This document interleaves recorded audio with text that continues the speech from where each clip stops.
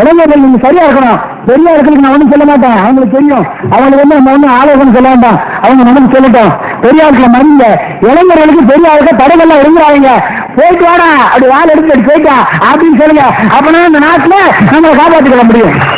சும்மா ஐயோ என் மகனை நான் வெளியில விட மாட்டேன், வீட்டுக்கு பூட்டு என்ன வட்டியும் தெரியாது, அப்புறம் சட்டியை தான் கையில் எடுக்கணும். ஒன்னும் தெரியாது. நாட்டுல பெரிய அயோக்கியத்தெல்லாம் சேட்டை பண்ணிட்டு இருக்கான்.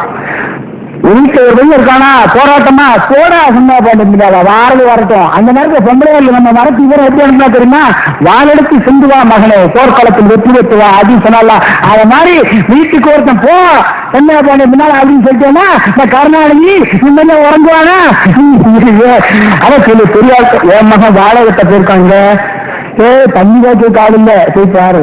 அதுதானுங்க கூத்து வந்துச்சு. அதுல வந்த கூத்துத்தானே வெல்கம் எடுத்துட்டு நிக்கிறான். என்ன செய்ய போறீங்க புரிஞ்சுக்கோங்க. புரியலன்னா அது உங்க தலையெடுத்து. நான் என்ன செய்ய, நான் சொல்லியே நான் இப்படி ஆயிட்டேன். இருக்கக்கூடாது. கட்டுக்கோப்ப வாங்க, குழந்தைகளை படிக்க வைங்க, பொருளாதாரத்தை உருவாக்குங்க.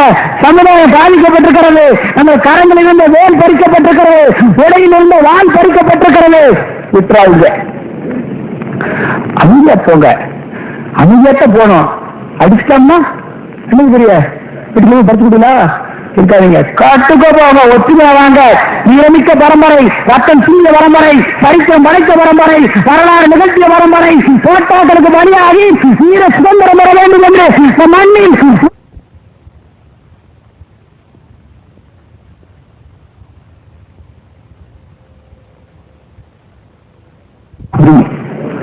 நம்ம நிலவரம் அப்படி இருக்கு.